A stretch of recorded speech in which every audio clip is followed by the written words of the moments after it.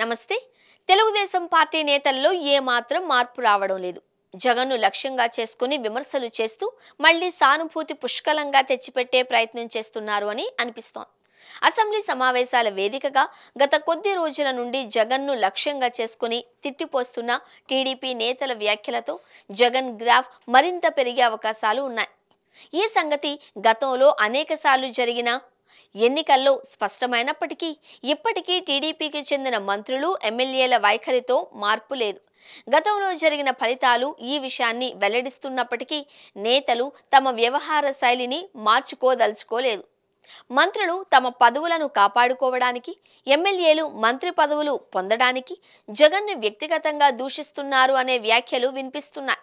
తమ పార్టీ అధినేత మెప్పు పొందేందుకు చేసే ప్రయత్నాలలో భాగంగా జగన్ను తిట్టిన తిట్టు తిట్టకుండా తిడుతూ ఉండడంతో ప్రజల్లో ఒక రకమైన సానుభూతిని మళ్లీ పొందుతున్నారు అనిపిస్తోంది. ఒకవైపు జగన్ను ఒంటరిని చేసి మూడు పార్టీలు కలిసి తమ నేతను వేధిస్తున్నాయంటూ వైసీపీ నేతలు చేస్తున్న వ్యాఖ్యలను ప్రజలు నమ్మే అవకాశాలను కొట్టి పారేయలేము అనిపిస్తోంది.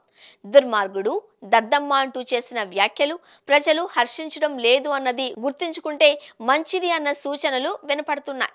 2019 ఎన్నికలకు ముందు కూడా జగన్ 1,00,000 కోట్ల అవినీతి చేశారంటూ టీడీపీ పెద్ద ఎత్తున ప్రచారం చేసింది. అదే సమయంలో దేశ రాజధాని ఢిల్లీ నుంచి గల్లీ స్థాయి వరకు జగన్పై దుమ్మెత్తి పోసినా పెద్దగా ప్రయోజనం లేకుండా పోయింది. ఆ ఎన్నికల్లో జనం 151 అసెంబ్లీ స్థానాలను వైసీపీకి కట్టబెట్టిన విషయాన్ని టీడీపీ నేతలు మర్చిపోతున్నారు. జగన్పై వ్యక్తిగత దూషణలు మాని రాజకీయ విమర్శల వరకు పరిమితమైతే జనం కొంతవరకు హర్షిస్తారు తప్పించి అవినీతి, తల్లి, చెల్లి అంటూ వెంటపడితే, ఎక్కడ పడితే అక్కడ విమర్శలు చేస్తూ ఉంటే జనంలో సానుభూతి మరింత పెరిగి జగన్కు ప్లస్ అవుతుంది అన్నది విశ్లేషకుల అంచనాగా వినిపిస్తోంది.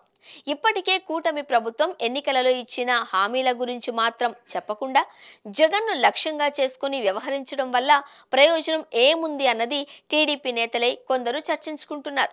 కేవలం కొందరు తమ స్వార్థ ప్రయోజనాల కోసం జగన్ను తిట్టి పదవులను పొందాలనుకుంటున్నారు అని, అది సుదీర్ఘ కాలంలో కూటమి పార్టీకే నష్టము అని వారు ఆఫ్ ద రికార్డ్గా వ్యాఖ్యానిస్తున్నారు. నిజానికి జగన్ గత ప్రభుత్వంలో తీసుకున్న నిర్ణయాలు వ్యతిరేకించవచ్చు, వాటిని ప్రస్తావించవచ్చు. కానీ పదే పదే రాష్ట్రంలో సమస్యలను వదిలేసి ఇలా జగన్ మీద పడి విమర్శలు చేస్తే జగన్కు వచ్చే నష్టం కన్నా టీడీపీకే ఎక్కువ నష్టం జరుగుతుంది అని గ్రహించాలి అని పలువురు సీనియర్ నేతలు సైతం అభిప్రాయపడుతున్నారు. కానీ టీడీపీ నేతలను ఆపేదెవరు?